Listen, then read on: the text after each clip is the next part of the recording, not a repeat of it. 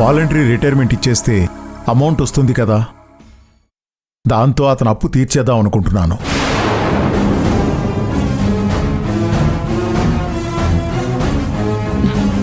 Voluntary retirement ఇచ్చేస్తే మనం ఎలా బతుకుతామండి? పర్లేదు, కొంత ప్రావిడెంట్ ఫండ్ వస్తుంది, ప్రతి నెల ఎంతో కొంత పెన్షన్ కూడా వస్తుంది. ఏంటోనండి, మన పరిస్థితి ఏమవుతుందా అని నాకు భయంగా ఉంది.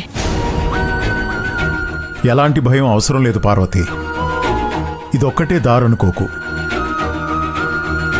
బ్యాంకు నుంచి పర్సనల్ లోన్ తీసుకునే ఆలోచన కూడా ఉంది.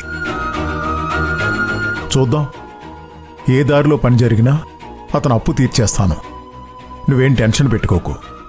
సరేనండి.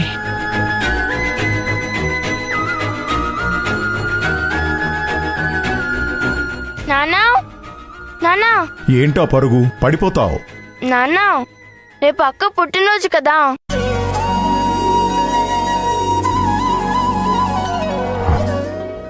నిజమే, స్రవంతి పుట్టినరోజు రేపే, సేమ్ డేట్. ఓ,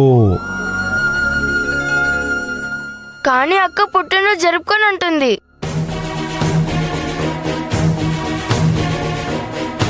ఎందుకు జరుపుకోదట?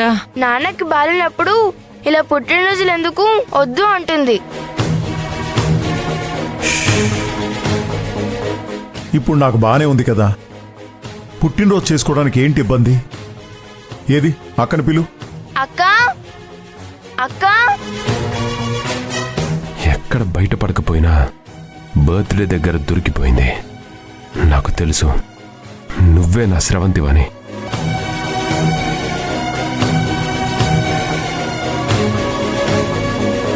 ఏంటి నాన్న పిలిచారంట?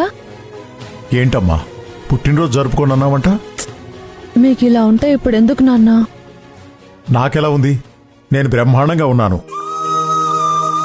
అవును, ఆయనకే చక్కగా ఉన్నారు. పుట్టినరోజంటే సంవత్సరానికి ఒకసారి వస్తుంది, దాన్ని జరుపుకోనంటే ఎలా? ప్రతి సంవత్సరంలాగే ఈ సంవత్సరం కూడా హ్యాపీగా చేసుకో. అవునక్క, చేసుకోవాలి. చూడు, అదెంత సంబరపడిపోతుందో. దానికోసమైనా చేసుకోమ్మా. నేను అక్కకి గిఫ్ట్ కొందామని డబ్బులు కూడా దాచాను. అబ్బో, అవునా? నేను అక్కకు మంచి సర్ప్రైజ్ ఇస్తాను చూడు. మ్మ్.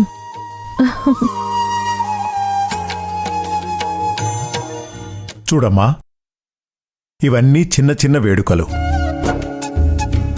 మనకి సంవత్సరం పొడవునా సంతోషాన్నిచ్చేవి. అందుకే వీటిని కాదనకూడదు. సరే నాన్న, అలాగే చేసుకుంటాను. ఇంతకీ నీకది ఏ గిఫ్ట్ తీసుకొస్తుందో? చూద్దాం ఏం తెస్తుందో.